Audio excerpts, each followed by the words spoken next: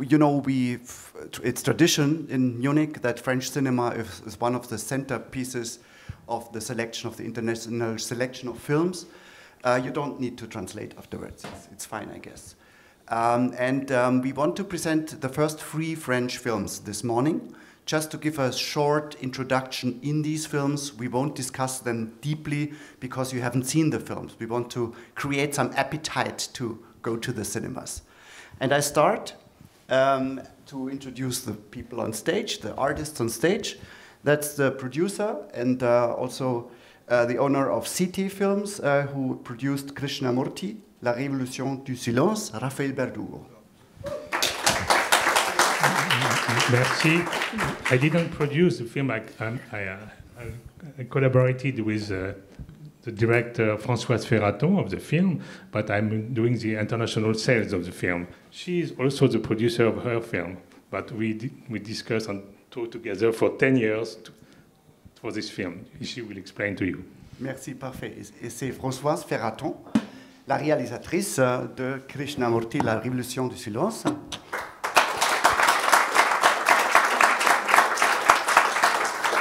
Et voilà, Nicolas Boukrieff, le créateur, le réalisateur de Comment Fils. Elise Gerard va nous joindre. Elise Gerard wird zu uns noch stoßen. Da gab es irgendwas mit dem Shuttle, aber kein Problem. On va présenter un film après l'autre. Je commence. I will start with, yes, I'm now being back. So, I will start with you, Françoise. Krishnamurti is a world premiere. We are very proud to present this world premiere. I saw the film in Paris a few months ago, and I saw it immediately one time after each other. Please tell us, how long did you work on the film, and what does Krishnamurti mean to you? Should I translate in the microphone or just through that? No, in the microphone, it's good. Donc Bernard a dit qu'il a vu votre film récemment à Paris. Il l'a vu 2 fois. Deux fois de suite, tellement le film a eu une grande impression sur lui. Donc il voudrait que vous disiez un peu ce que le film représente pour vous.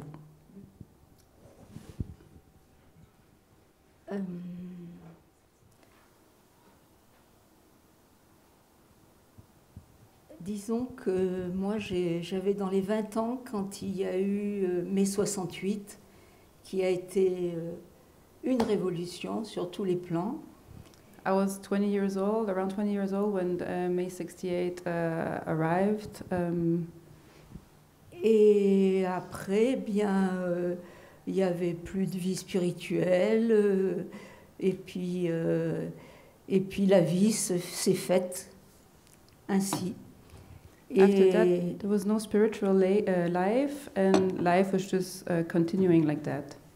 Et en 1985, j'ai trouvé un livre comme ça qui était sur une étagère quelque part, et ce livre, j'y comprenais rien, mais c'était pour moi, quoi.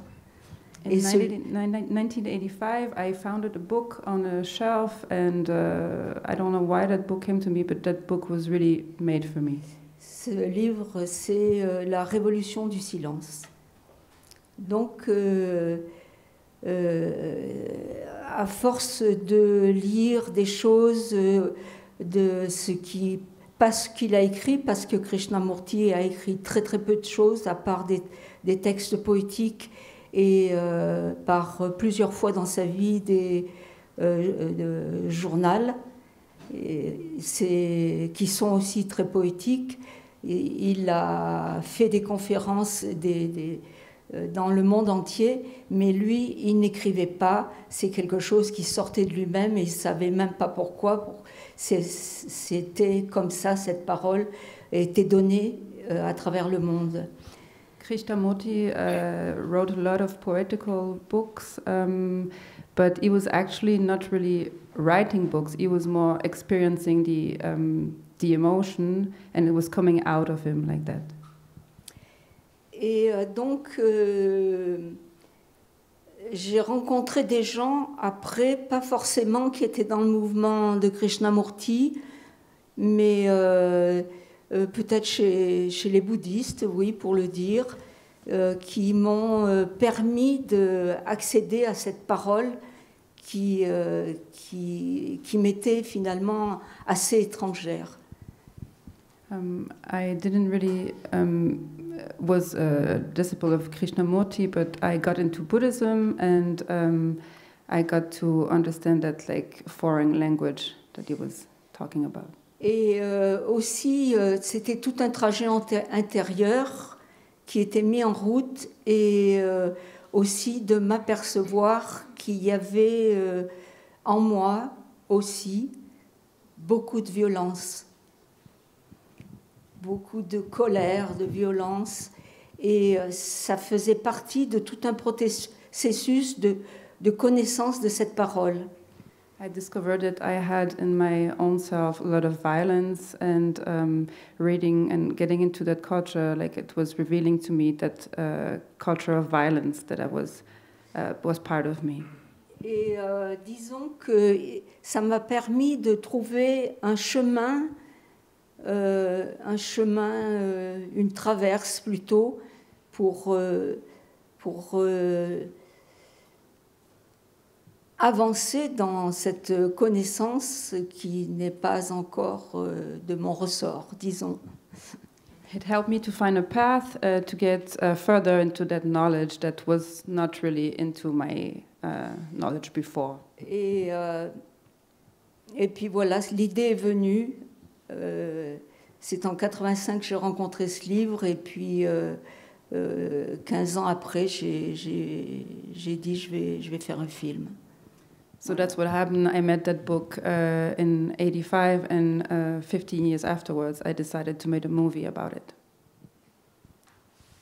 Et tout s'est mis en place pendant de longues années. J'ai étudié les archives parce que beaucoup d'archives étaient traduites. Je ne parle pas l'anglais, bien sûr, comme vous le voyez, mais il y a une fondation en Angleterre et tout était à la portée pour que je puisse travailler. Et comme ça, j'ai très vite trouvé la structure du film. Je ne l'ai plus jamais remise en question. Et ce que je voulais parler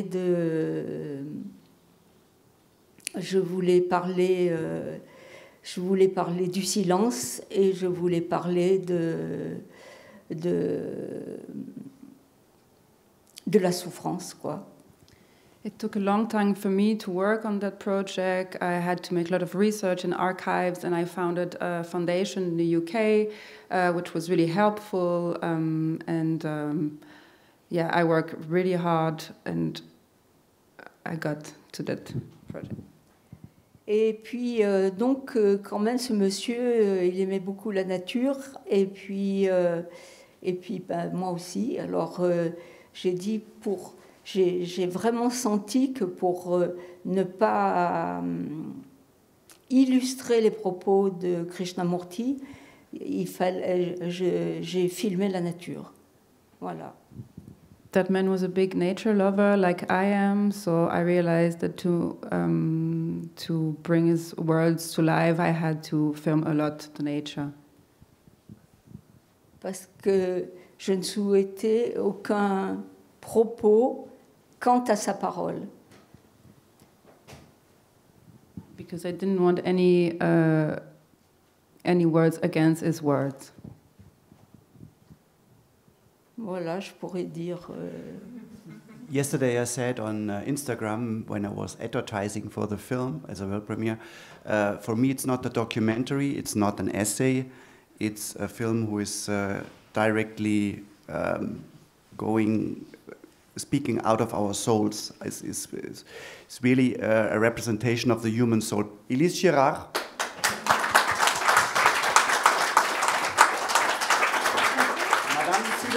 Madame Sidonie au Japon, avec Mademoiselle ou Madame Isabelle Huppert. So we are right with Françoise Ferraton. We discuss one film after each other. of course, we won't discuss the films in between because you don't know each of your films, and the people didn't see it's just a representation and to create some appetite for all your films. That's all. So my thing was that it's not a documentary, it's not an essay, it's speaking to each our soul, and you found a tradition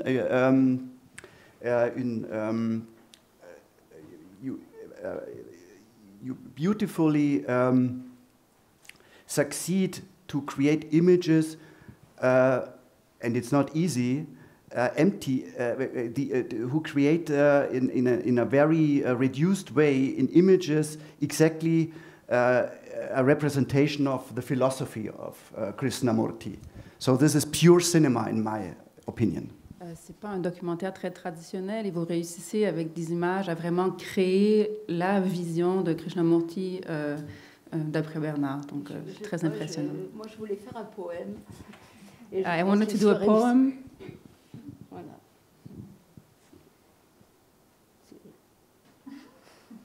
Le silence, c'est aussi but there is one key subject, which is a great yes. I would like just to ask a question. Who knows Krishnamurti in this audience?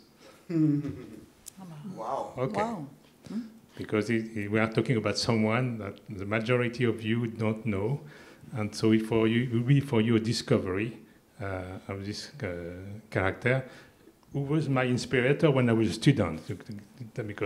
And nowadays I have a daughter who is 30 years old, and she's reading Krishnamurti. I never talked to her about Krishnamurti. And in fact, it is a revelation that he is so contemporary. His ideas are so timeless, you know. So will be. I'm very happy that many of you don't know him, because you will discover someone who will look like to you very modern, in fact. And it's far from being this new age stuff with Bhagwan and so on, and the smoke and to make yoga and so on. It's not fashionable. It's against it. It's the opposite of being fashionable. And that's the reason why this is wonderful that we start the festival after the opening night yesterday, this morning with the world premiere at 11:30, like a yoga session, but a really spiritual session. So thanks for being here with the film. We are more than proud. I want to really underline this.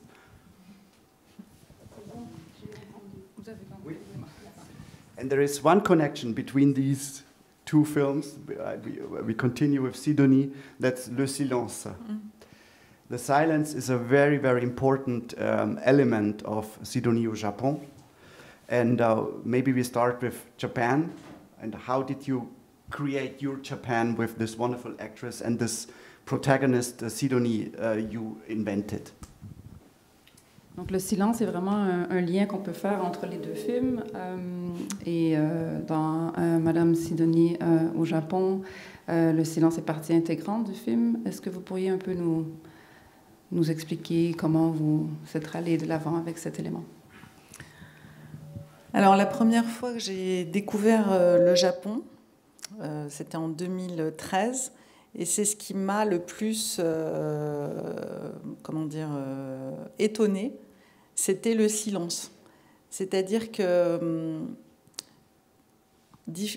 en Europe, en France, en Allemagne, enfin partout, on parle, il y a du bruit, enfin voilà. Et quand on est au Japon, bon, aussi j'étais dans un Japon assez particulier, puisque j'étais comme Sidonie entre des interviews pour le premier long métrage que j'avais fait, Belleville Tokyo, et des visites touristiques, mais j'étais frappée par le silence, c'est-à-dire que je trouvais qu'il y avait quelque chose d'étrange, et j'ai mis plusieurs jours à comprendre que la bande-son qui était autour de moi ne correspondait pas à ce que je voyais. The first time I was in Japan, it was 2013, you said? Yes. 2013. And I was really impressed how, like, the silence was part of the life. Like, everywhere it was so much more silent than in Europe and France or here in Germany. And I was working on the movie already, doing interview and doing some touristic stuff. But I realized that silence was really a big part of the culture there. Par exemple, j'ai visité le temple de Nara. Donc Nara, c'est là où il y a les biches. Et c'est là où il y a le plus grand Bouddha du Japon. Il y avait 3000 personnes sur le site et il n'y avait aucun son. Et tout à coup, au loin, j'ai vu arriver un petit groupe qui criait très très fort. Ils faisaient énormément de bruit alors qu'ils étaient 20. Et c'était des Français. One of the first things, I visited a big temple with more than 3,000 people at the same time, and it was so quiet, and at one point I just heard a lot of noise and I realized it was a group of tourists from France. Voilà. Et c'est là que j'ai réalisé que, effectivement, c'était ça qui me troublait, c'était la différence sonore. Mais c'est grâce à ça que j'ai compris. And I realized that was what really was troubling me, like the dichotomy, the sonor dichotomy between the two countries. Et ensuite, comme j'ai écrit ce film à mon retour de ce premier voyage au Japon, c'était pour moi extrêmement important que ce soit dans mon film, puisque c'était une des choses qui m'avait le plus marqué. Voilà. As I came back to France and I started to work on that script, it was really important for me that it was really transcendent in the script, because it was the thing that had the most impact on me during my trip in Japan. Et puis dans la culture japonaise, bon, il y a il y a quelque chose avec le vide, le plein, et le vide et le silence peut être plein. Le silence, c'est pas forcément rien, c'est pas forcément le vide. Enfin bon, c'est tout un voilà. Et pour moi, le silence dans Sidonie n'est pas du rien. C'est un silence plein. C'est-à-dire, c'est un silence habité. Voilà. And there's really something with the silence, emptiness and fulliness. Being silent doesn't mean to be empty. On the contrary, the silence that I have in my movie are really full.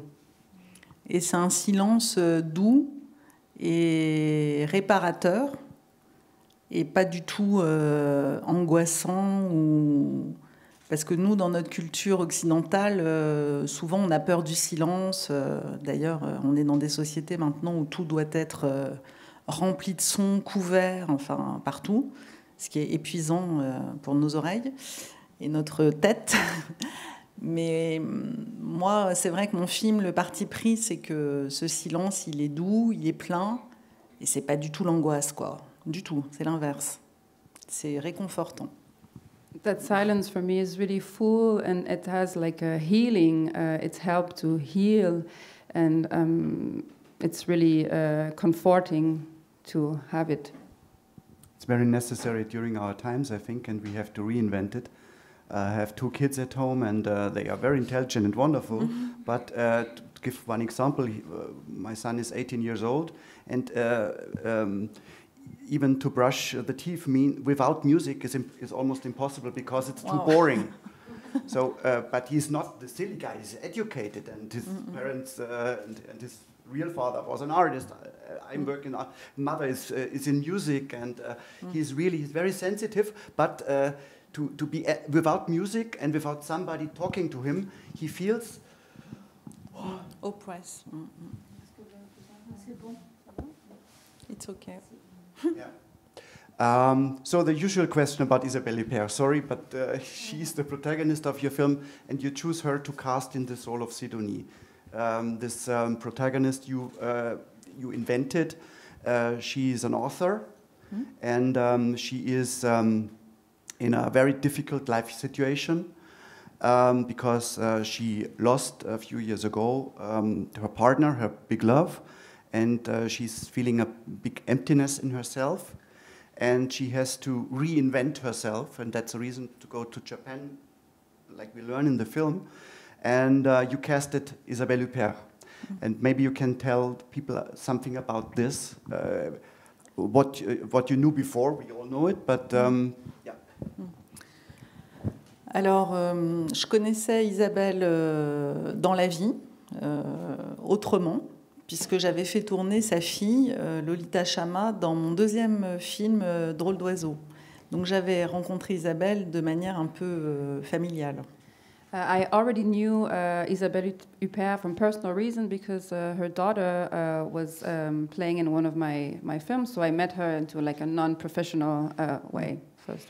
Et pour moi, il y avait deux Isabelle Huppert. Il y avait celle des films.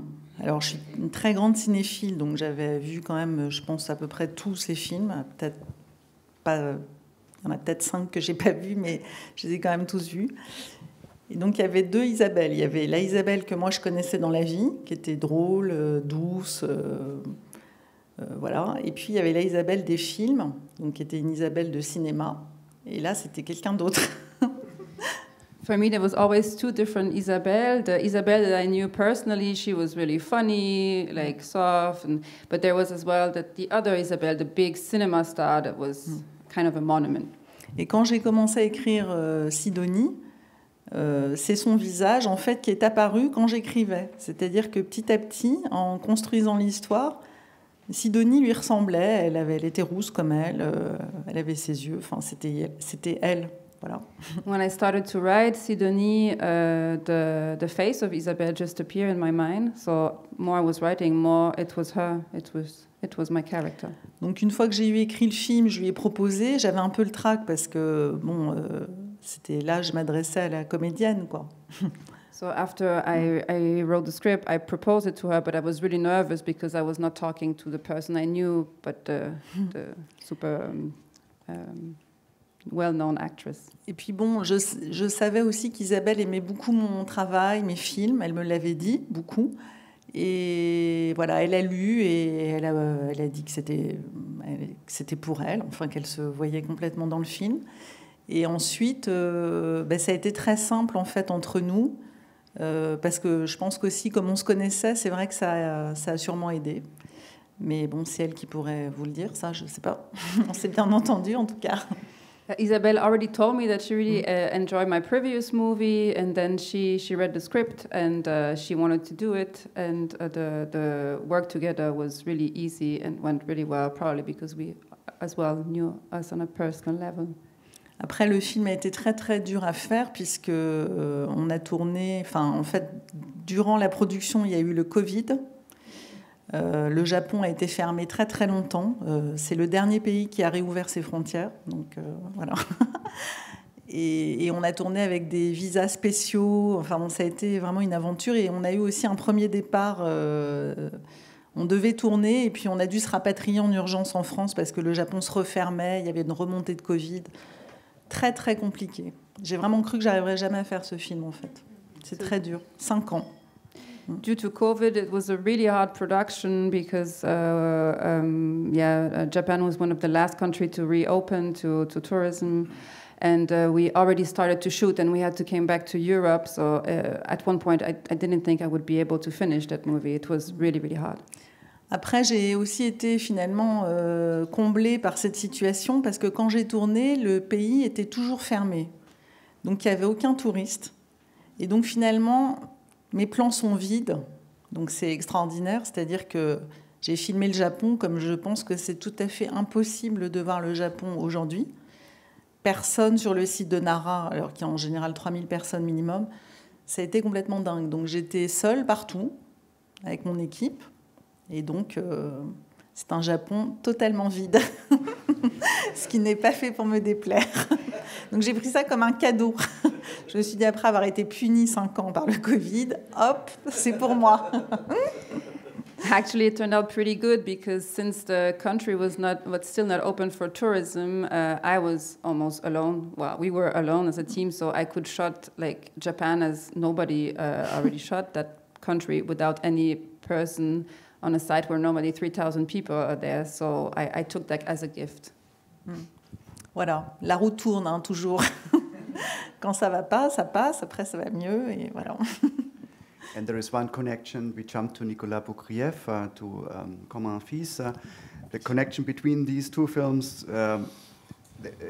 is easy to find because you worked with a great actor like she did, Vincent Lindon. D'accord. He is the film like Isabelle Huppert is Sidonie au Japon.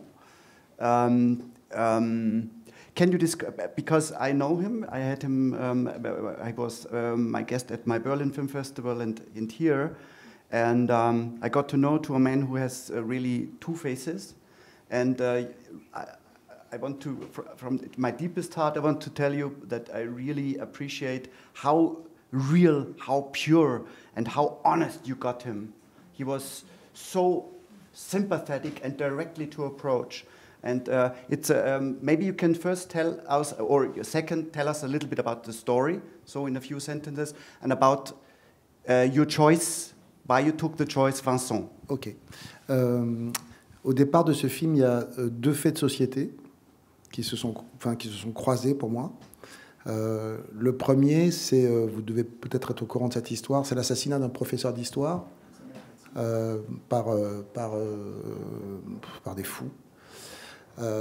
Ça m'a beaucoup marqué. J'ai pensé du coup que la figure du... Pardon. That film was inspired by two social events that happened in France in the last few years. The first one was the assassination of a history teacher that you probably know. Parce que je me suis dit qu'à ce moment-là, la figure du professeur n'était plus seulement un personnage, mais devenait un héros, puisque ce sont les héros qui meurent pour leur engagement. I thought it was an interesting figure because the professor just turned out to be not a victim but a hero. Et j'ai voulu rendre hommage en fait au professeur de mon enfance à ce moment-là. Je me suis dit, il est temps de faire un film où je vais rendre hommage à la figure du professeur parce que je ne crois pas qu'il y a un adulte, quel que soit son âge, qui ne puisse pas citer ne serait-ce que le nom d'un professeur qui l'a marqué. Parmi tous les gens qu'on croise dans une vie, il y a des tas de gens qui ont été importants mais dont on a oublié le nom. Par contre, je suis sûr que dans cette salle, tout le monde pourrait citer au moins un nom d'un professeur qui a changé sa vie, qui l'a marqué au point de changer sa vie. So that film was for me an homage to all the professor because as probably all of you in this room, you can probably name at least one professor that had a really big impact on you. So it was for me the homage to the professor that I had. Ça, c'est la première chose. La seconde chose, c'est que ça fait très longtemps que je voulais faire, vu le climat qu'il y a en France, et on sait qu'aujourd'hui c'est un jour important, ça fait très longtemps que je voulais faire un film sur le racisme. I wanted to make a film about racism in France since a long time, and today is a special, important day for Europe, for France. Et il y a un autre fait de société qui m'a marqué, c'est qu'il y a eu un pogrom qui a été fait dans les cités par des Arabes, des Noirs, donc des gens qui vivent le racisme, ont fait un pogrom sur des Roms. Un pogrom, c'est-à-dire ils ont fait un pogrom, je ne sais pas comment on traduit. Persécution. Ils ont attaqué des familles roms. Okay.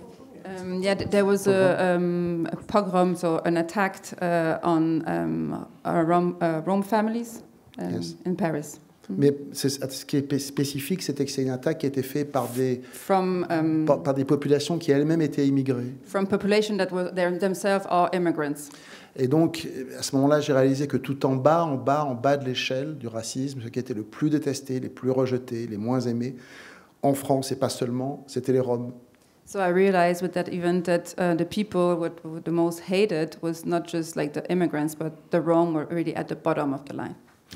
Donc, l'idée de faire rencontrer un professeur et un jeune Rome a commencé à me travailler. So the idea of having a young Rome and a young Gypsy and a professor meeting germs in me. Donc, j'ai enquêté des deux côtés. I did research on both sides.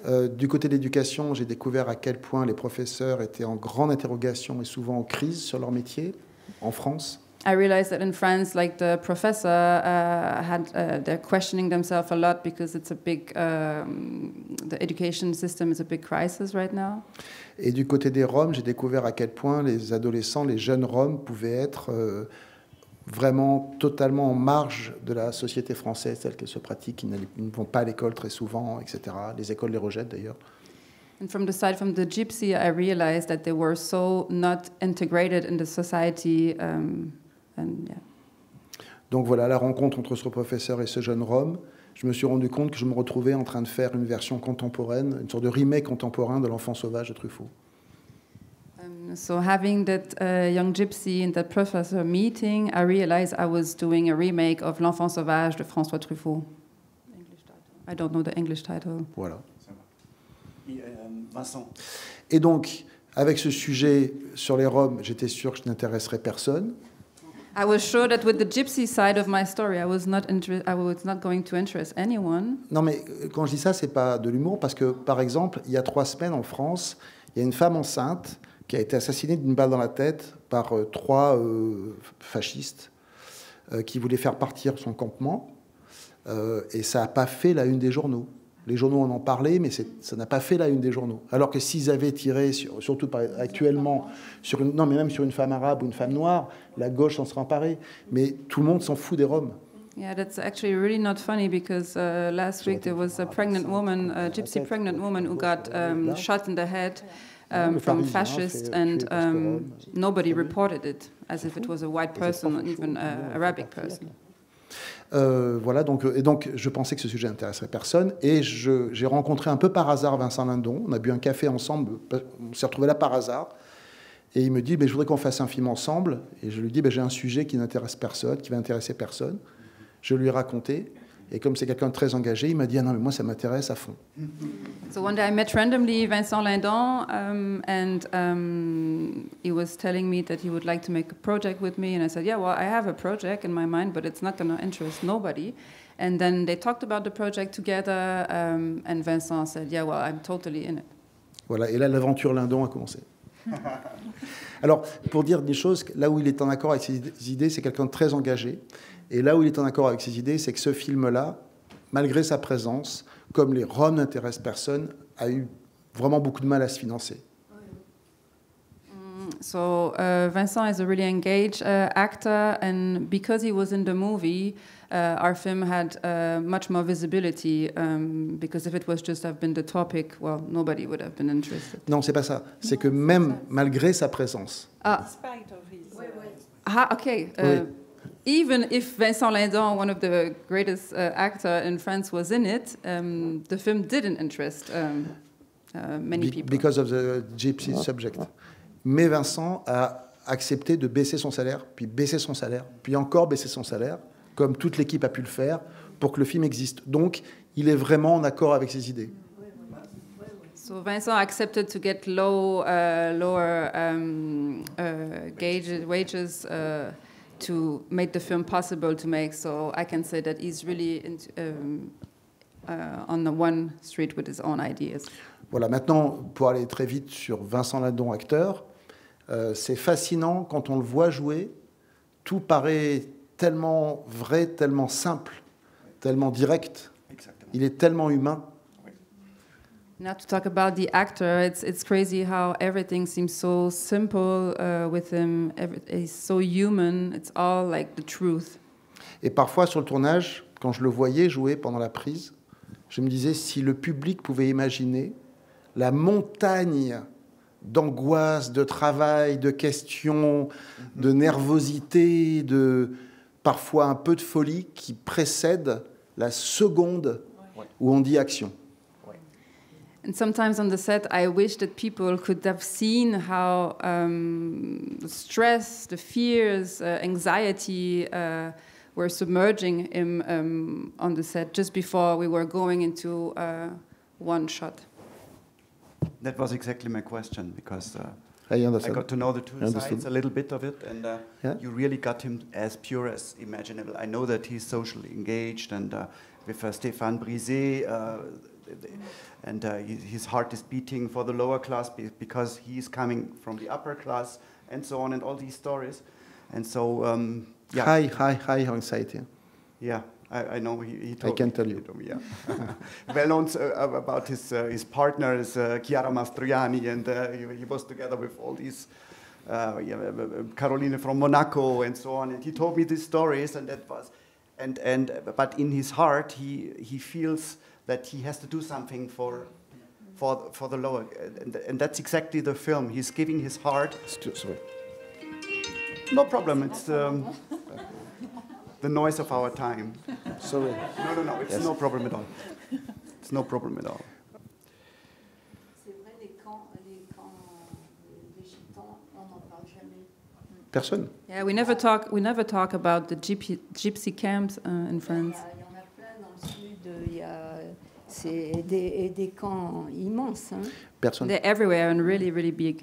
Mais même dans les écoles, souvent, il y a quelques directeurs qui les veulent, mais souvent, les directeurs d'école ne veulent pas des enfants roms parce que ça pose trop de problèmes. Even in schools, some of the schools, they accept some of the gypsy kids, but most of them, they don't want to because it's too much trouble. Ils vivent à Ivry. OK. What is your wish for all of us? J'ai toujours aimé les gitans parce qu'ils se garaient chez moi quand j'étais enfant avec leur caravane en bois. Et puis, il y avait un bébé. Alors ma mère m'a dit, allez, viens, je t'emmène. Et on est allé voir les gitans. Et depuis, j'ai toujours été liée avec les gitans. Très beau peuple. I always liked them. As I was a child, they were parking with their big caravan on my street, and I always wanted to go see them. And with my mom, sometimes we were going to meet them. Je suis même marraine d'une. I'm the godmother as a gypsy qui a child. maintenant 50 ans. Who's now 50 years old. I want to give you the last words, Françoise. What do you wish for our society? Simply, a very simple question, but a very large question. C'est sur la société. Qu'est-ce que vous souhaitez pour la société? Pour la société. Pour tout. Pour nous tous. Mais pour moi aussi, oui.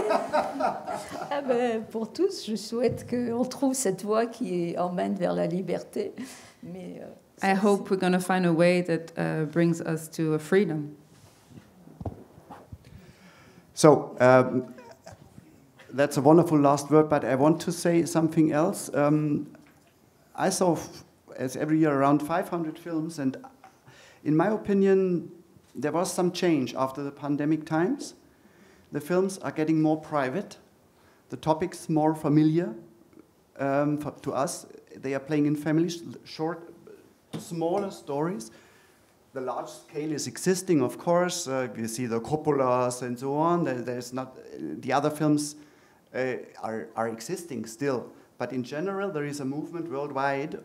Obviously, that the topics invented during the pandemic times, maybe all the three topics, could also be described as phenomenons also of the times we all made. So these are three versions of reactions: a small family story about our society, and a wonderful poetic story about loneliness and about losing the path, and of course the big scale, but very, very small, the memory of Krishnamurti and of a philosophy which is showing us a new path in our dark times of the end of capitalism, you can say, without any new idea. We've lost religion, we tried communism, doesn't work, fascism doesn't work, capitalism at all. So what is then Krishnamurti? So, see you in the cinema.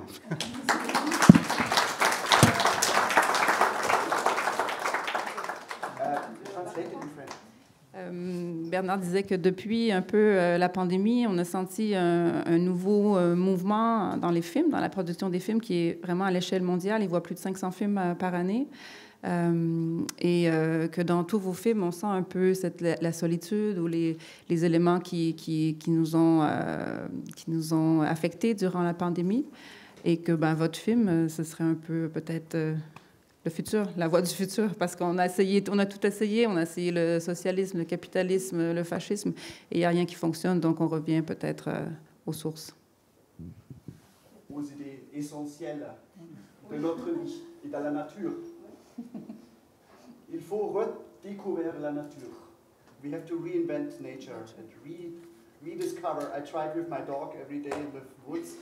So have a good festival. Merci beaucoup, Christiana.